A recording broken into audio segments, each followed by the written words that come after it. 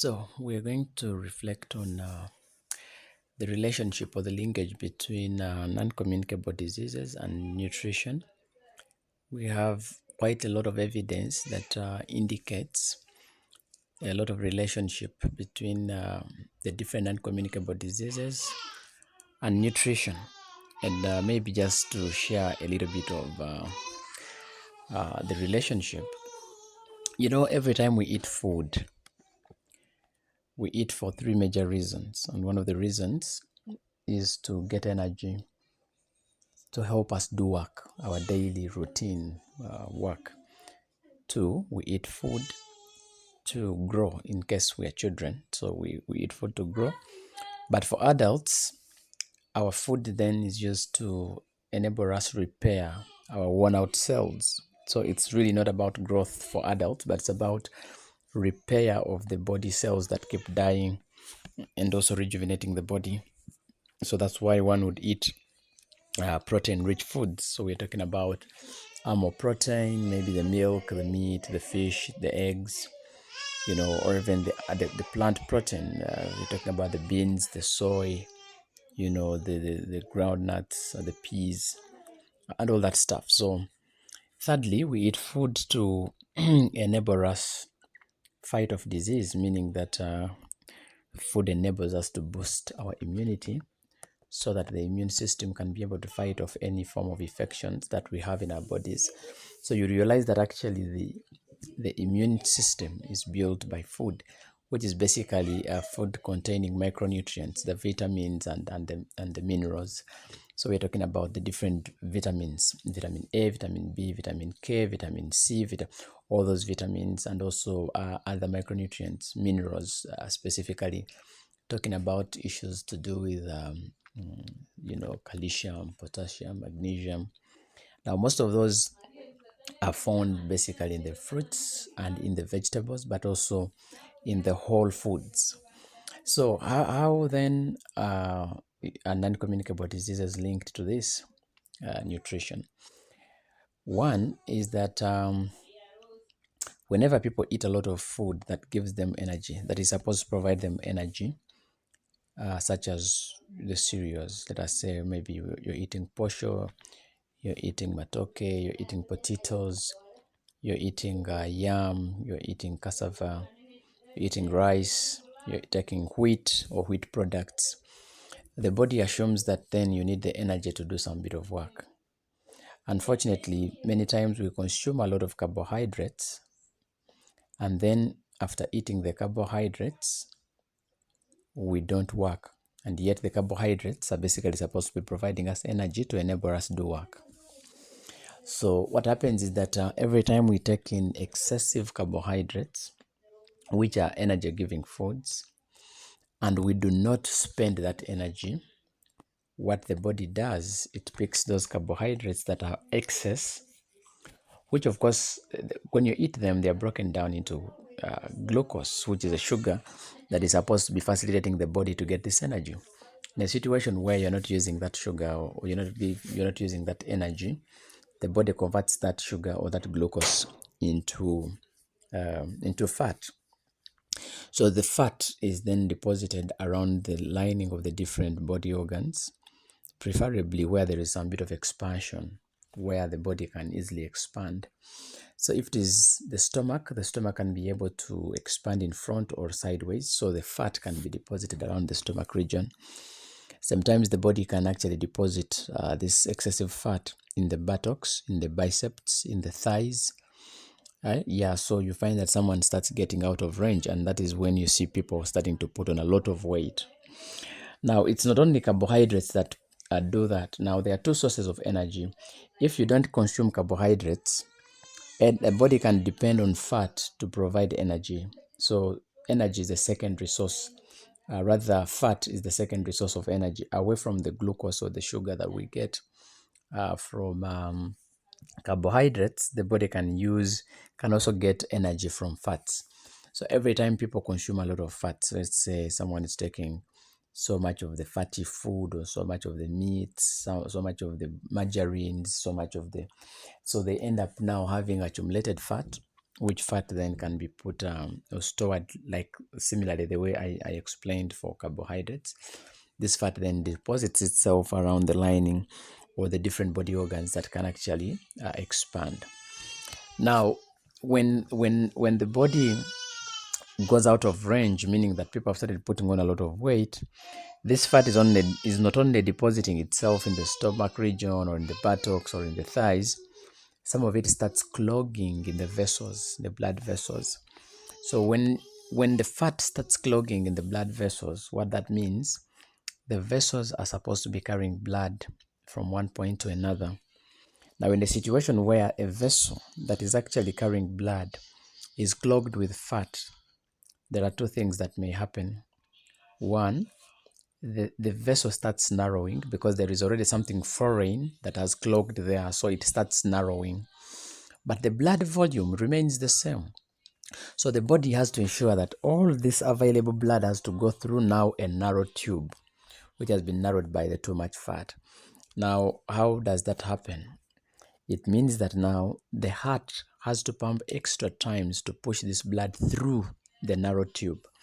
And when the heart starts working extremely higher than usual, then we start experiencing what we call high blood pressure, meaning that the heart is pumping extra time, increasing its pressure to make sure that all the blood available in that small pipe or in that small vessel goes through at the required time.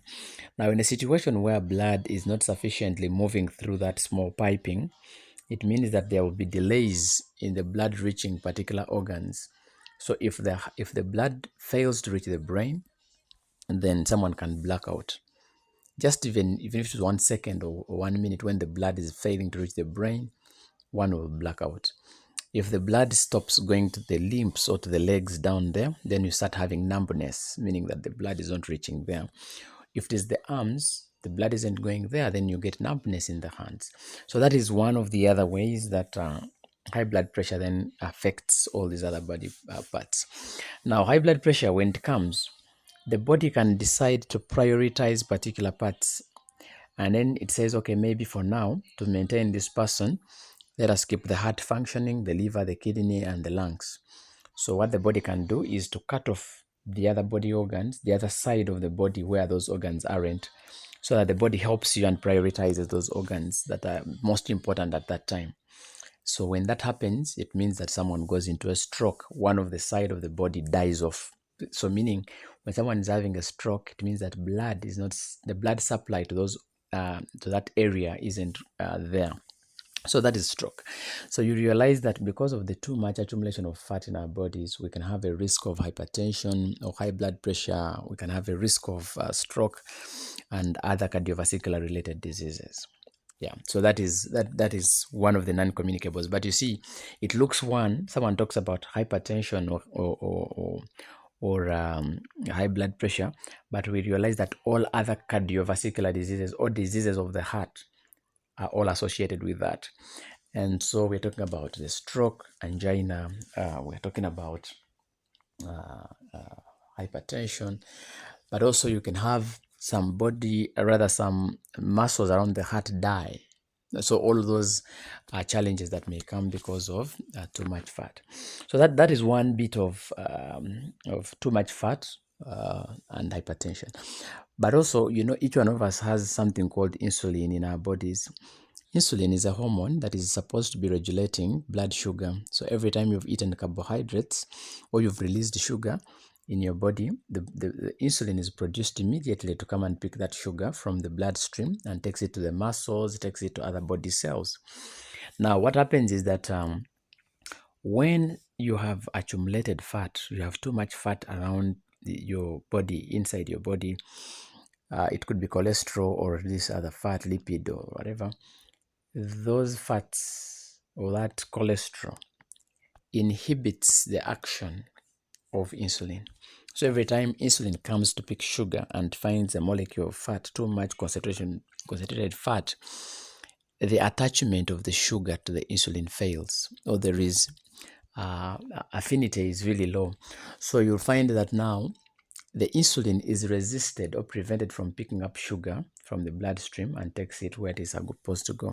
So when the insulin starts failing to pick sugar from the bloodstream, it means that the bloodstream will be highly concentrated with sugar because the sugar is not leaving the place due to the failure of insulin to pick it. So it remains in your bloodstream.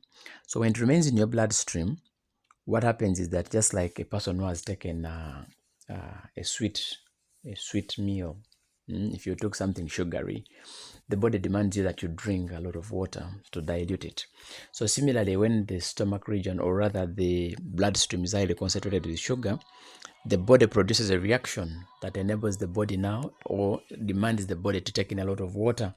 So that's why you'll see people with diabetes starting to, they have frequent thirst. They start feeling thirsty even after taking water. Why? Because the blood is highly concentrated, and so the body demands that you dilute it. So that is one of the signs, the first signs of diabetes. Now also, because the sugar is not going to the cells, many times the cells feel starved, and so you keep feeling hungry every now and then. So you'll find that people with diabetes, they start feeling hungry frequently. But also, because the blood is highly concentrated and you're taking a lot of water, because it is forcing you to drink more water, but also the sugar has the ability to pull out water molecules around your neighboring cells. You start seeing that the neighboring cells start oozing out water into the bloodstream.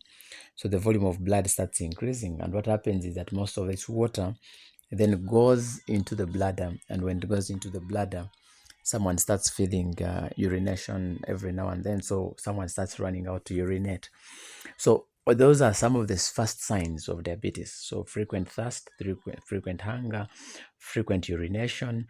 Others now start losing even body weight because of those challenges. So you see how already diabetes is coming in because of too much fat, in our bodies, just because too much fat resists or inhibits the action of insulin to pick sugar. So you find that really there's a lot of connection. So whenever people have diabetes, those persons are likely to have hypertension. Likewise, those who have hypertension are likely to have diabetes. So these two diseases move together, and when they come, they actually attract other non-communicable diseases. So you'll talk about arthritis, you'll talk about gout, you'll talk about, these other diseases of the systems. So you hear someone has a kidney disease, a liver disease, all those ones can come through. There's also a lot of connection with cancer, cancer cells and fat, a lot of stuff. But also the food we eat, if it is not safe, it can lead to cancerous compounds in the body, and then at the end of the day, people have cancers. The different types of cancers come in. So there's a lot of connection between nutrition or diets and non-communicable diseases. Maybe in the next episode, I'll be sharing with us more details about other than fat. There are other issues: salt, sugar. How are they contributing to non-communicable diseases? But also, how does undernutrition or stunting during childhood lead to overnutrition later in life?